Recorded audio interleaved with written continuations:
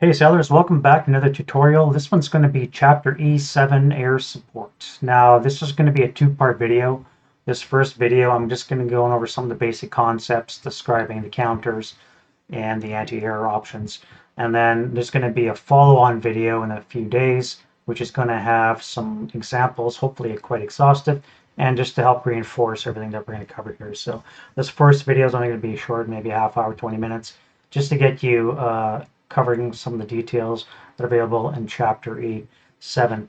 So without further ado, let's get into that. So there's going to be three items that I'm going to be referring to throughout this tutorial, and two of them are you're going to be using anyways. The third one is a nice to have. So let's look at what those are. So first of all, we're going to use the Jim Sexton tutorial you can find on texasasl.com. Again, if you've never been to texasasl.com, go to the download section. It is a crap load of handy tutorial, aid memoirs, etc.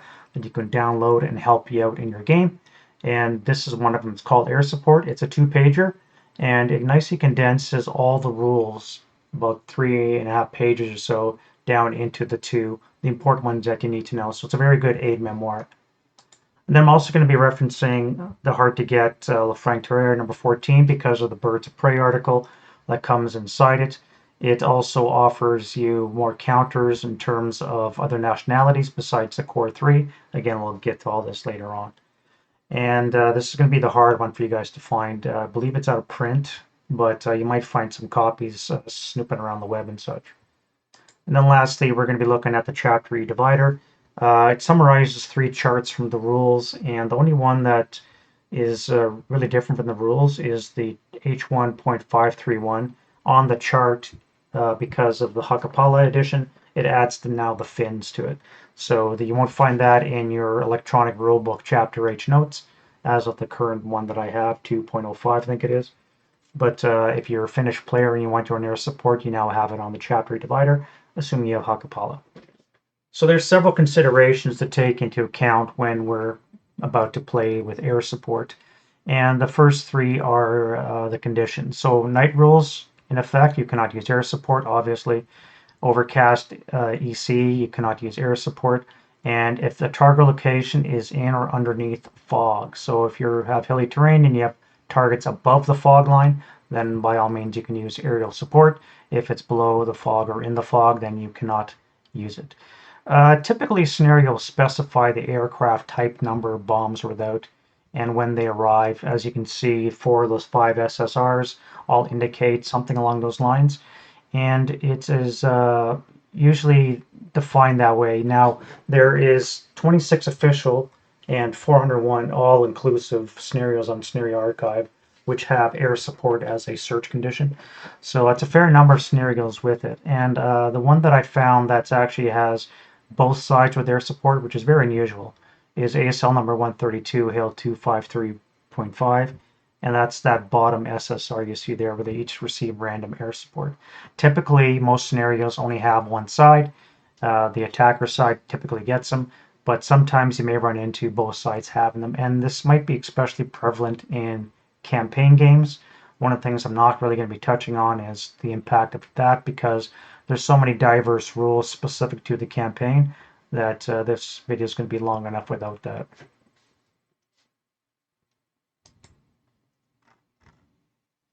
So let's look at some general rules on aircraft. So obviously they have unlimited movement. They're not hindered by terrain and may be placed anywhere on the map board. Once they're on the map board, they cannot be touched unless they're engaged in aerial combat by another plane and or heavy anti-air is fired on them. Aside from that, nothing can shoot them as long as they're not being employed in the ground support role. As a result, their ALOS reduces everything to 1 blind hex, and they can see any non-hidden unit that is not completely surrounded by LOS obstacles, at least 1 level higher than it, for example, an interior woods hex, or if you're in the courtyard of a building surrounded by buildings, for example, in that case, the unit itself may not be seen. Non-cliff crest lines are reduced to 0, so no blind hexes if you're on a non-crest line, basically the reverse slope of a hill. Sighting task checks are going to be impacted by low visibility hindrances like dust, etc. And aerial range is essentially doubled. So when you consider the distance between your counters, times that by 2, and that's the actual aerial range. So normally when you do a ground support attack, your fighter bomber is going to be 4 hexes away. 4 is equal to 8 hexes, which means you're going to be firing on the 7 to 12 column of a 2-hit table if you're targeting an AFE. Again, we'll get into all those specific cases as we go. If you leave the map board, you cannot return. And there's only 3 cases when you can leave a map board. That's if you're eliminated, recalled, or if you voluntarily exit during an enemy movement phase, unless, of course, you're engaged in aerial melee. Now, when it comes to recall, you can only leave the map board under recall under these 3 conditions here. Aerial combat, if your opponent rolls a 10 or more for a final die roll, then you can leave melee free of charge. And if it's a failed sighting task check from you, if you rolled an original 12, besides being a mistaken attack, you can also be recalled at the end of that movement phase. And if you're damaged, again, unless you're held in melee. Now, you can only be damaged once, so if you get damaged twice, your plane is eliminated. There's 2 types of ground support that we're going to be looking at. One is the strafing run, which is essentially a continuous attack along 4 hexes using MG and the 1 bomb attack. And there's the point attack where all your fire is directed on 1 hex, and that also includes the Stuka dive bomber. And there we have basically 2 attacks with MGs and 1 bomb attack. Aircraft attacks do not cower, they cannot cause interdiction, and they do not have any rate of fire unless aerial combat. So when you look at your counter and you see the rate of fire indicator, that's only for aerial combat. You're only worth victory points if the plane is destroyed, not if you're damaged and recalled, only if you're destroyed. And finally, you can engage in dogfighting with enemy aircraft, including observation planes. Now, generally speaking, observation planes are not represented by any kind of counter. It's much like an off-board observer. You can have sight from any off-board hex. However, it is a valid target that can be fought, and it can also be engaged with heavy anti-air as well. So again, we're going to cover all these examples coming. All right, so let's look at some counters now. So the base game has 3 colors. It's in US, German, and Japanese only. They're all the same.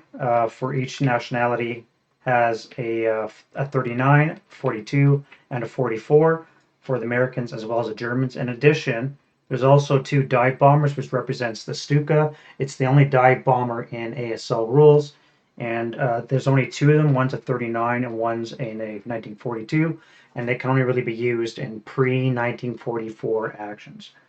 So there's only 2 Stukas to choose from, a 150 bomb and a 200 bomb.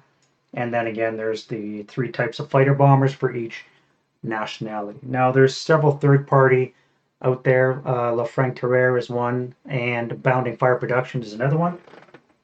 And they may offer you other choices for nationalities. This here is an example of the La Franc-Tireur number 14 counter sheet. And here you can see you've got Russian, you've got Italians, Japanese, French, and British as well. So you have more choices to choose from in terms of nationalities, if that's your kick. The actual counters themselves, they're all the same. So looking at this Japanese one, there's several features here. You can see on the bottom right the diagram that as I talk about this stuff. So first of all, we have a star, which indicates the aircraft's armament. I should say armor, and in this case you can make out a number 1, 2, and 3, which is a positive die roll modifier that's added to any shot against the aircraft on the IFT vehicle line. You've also got 8 morale, which is standard for all the planes, and this morale is used when conducting your sighting task checks, and that has to be done prior to engaging ground support rolls. You've also got the bomb size. As you can see, as the war went on, the sizes got bigger. And you also have its designation in the top right, fighter bomber, or in the case of the Stuka, the dive bomber indication. Finally, you've got the year, 39, 42, 44. And then we have a rate of fire, which again is only applicable to aerial combat, and it has 2 values. One is with bombs, and one is without bombs. You can see it's been increased to a 2. and that applies to all the ones. So if you're ever in close combat with another aircraft, when possible, you want to jettison your ordnance so that you can have a better chance of getting rate of fire. And that is the same for all nationalities. Lastly, there is the firepower quality. And in this case, you can see it increasing as well from 6 to 8 to 12 firepower, again for all nationalities. And the Stuka is limited to 4 firepower. So as the year went on, obviously your machine guns got bigger and heavier, and the calibers increased accordingly.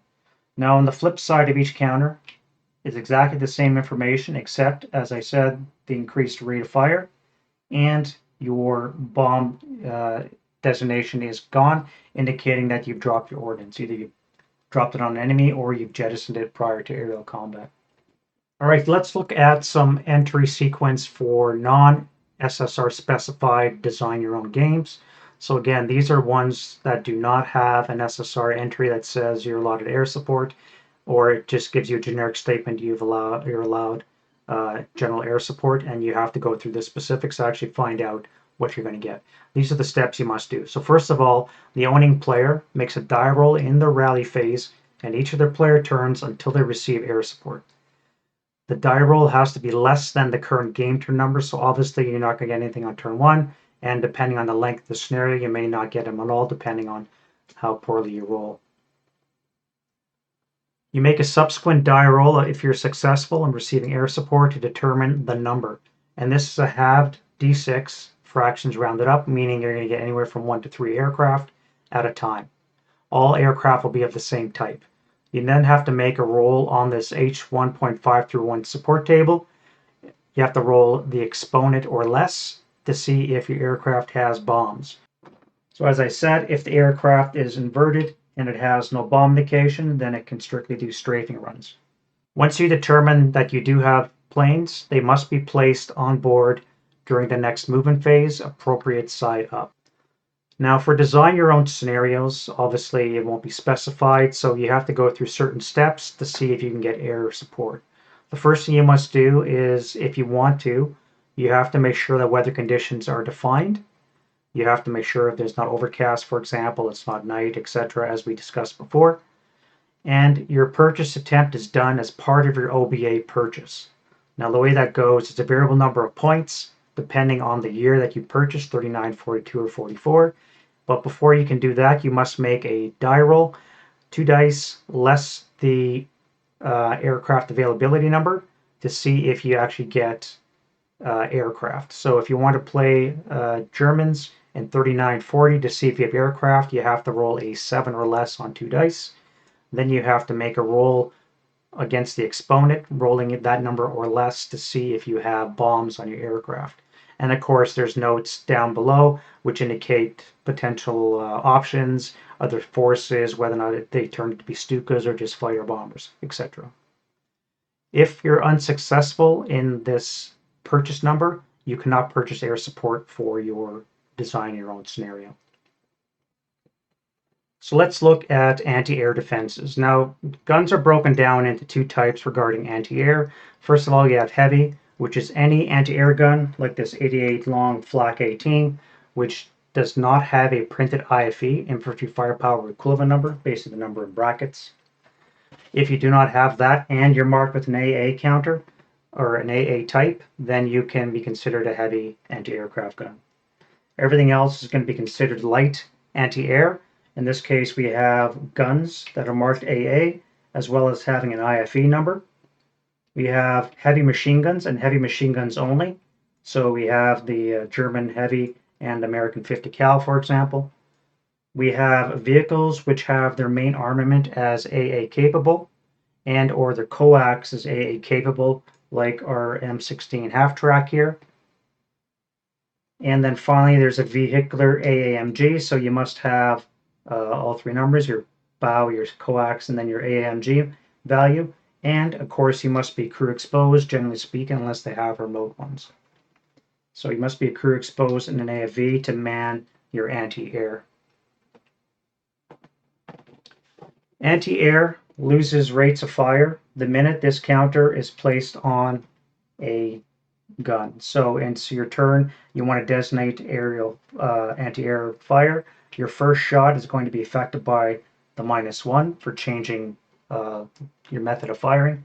However, any subsequent shots, should you roll rate of fire, will not be penalized, but you still must be in the AA roll. And correspondingly, if you go back to the ground mount, you take this off, you're now firing on the ground, you would still lose 1 rate of fire for that first shot only, just to indicate that your gun is changing position. Either you've got it trained on the ground or you're moving up. The only exceptions to this are vehicle anti-air.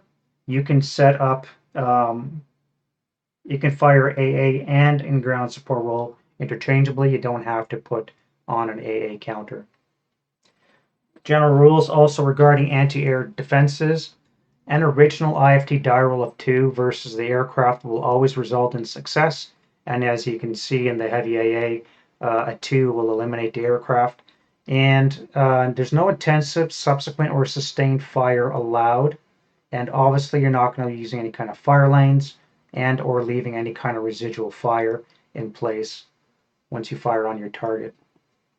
You're not allowed to fire group, the one section being if it's a mandatory fire group. And finally, a unit that exhausts its full rate of fire in anti-air fire is marked with both a prep fire counter as well as the AA counter.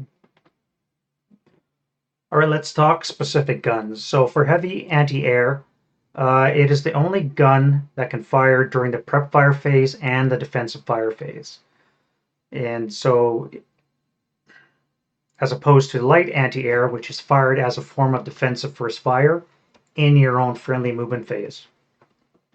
Heavy anti-air can hit any aircraft on board, whereas light AA can only hit after a successful sighting task check has been made, or if you're firing on a glider, if it's in the landing hex. You can see what happens to an original Dave roll for heavy AA. It 2 eliminates it, a 3 damages the aircraft, and a 4 prevents aircraft from attacking. It's marked with a TI counter, and it essentially has to peel off.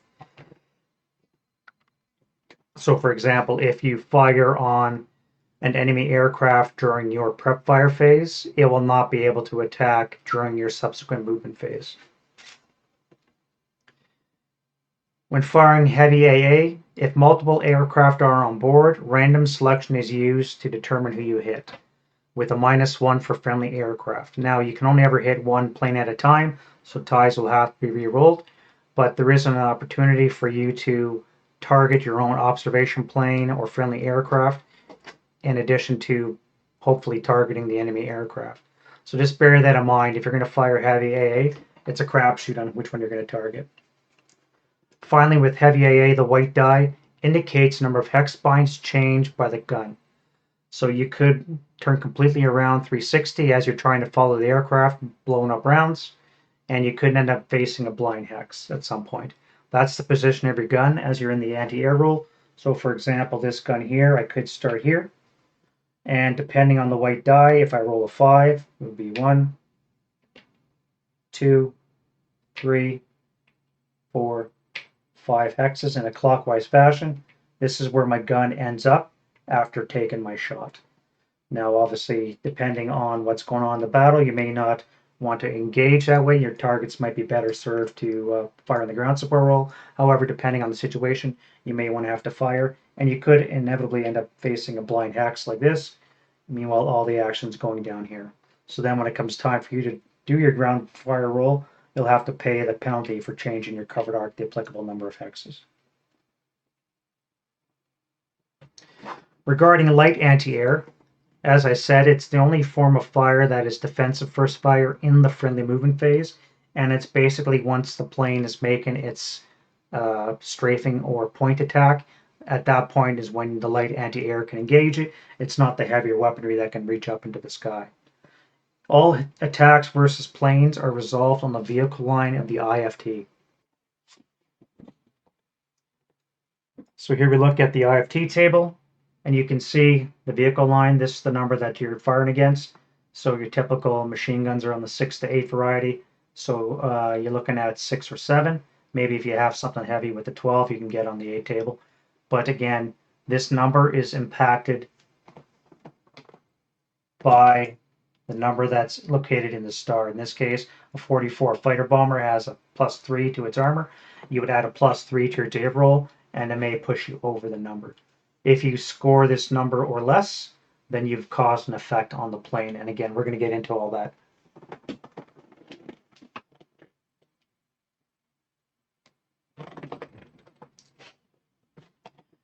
Continuing on with light AA, smoke and low visibility hindrances will apply.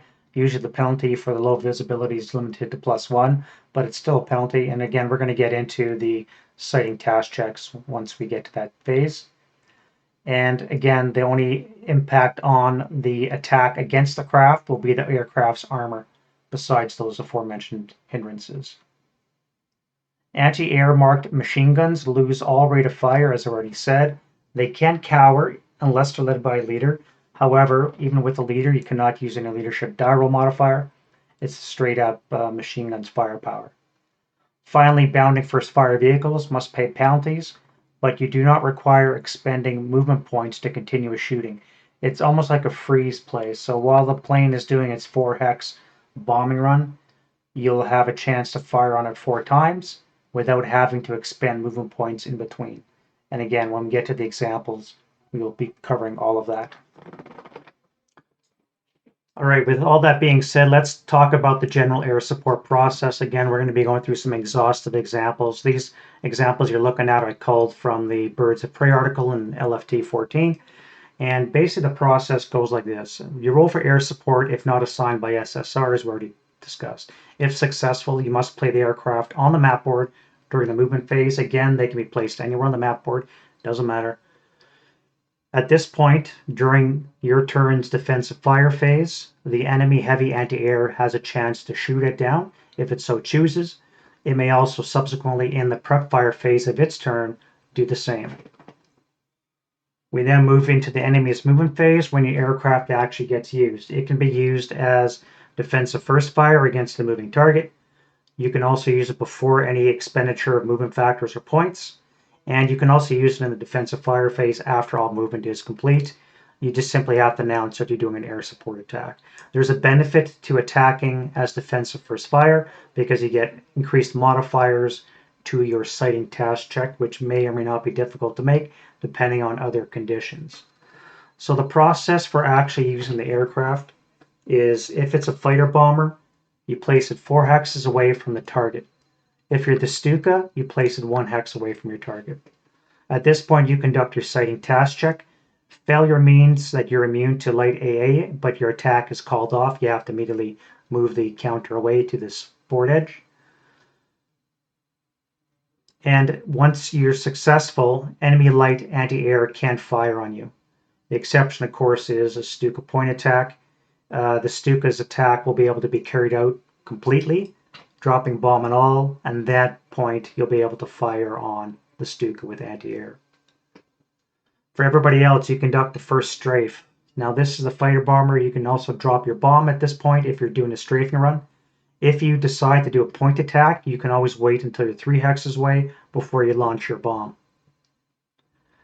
Once you've done your strafing or fired your bombs for the fighter bomber strafing, then you can move 1 hex closer to your target, and you could at that point declare if it's going to be a continuing strafing or if it's going to be a point attack. So you do not have to declare a strafing or point attack until after you make your first attack. Again, at this point, enemy light AA can fire on you if they've maintained rate of fire or if it's another unit completely. You then conduct a second strafing or a point attack, in which case you can then choose to release your bomb. And the dive bomber Stuka must release its bomb on the target hex after MG fire. And you basically repeat this for strafing and point until such point as the last target hex is occupied in the case of a strafing attack, or the initial target hex in the case of a point attack. Once you're done that, any last AA is conducted against you, and then you move your aircraft to the board edge. The exception, of course, is the Stuka. This is where you have a chance to shoot it down. You must continue 3 hexes along your hex grain beyond the target for any anti-air purposes.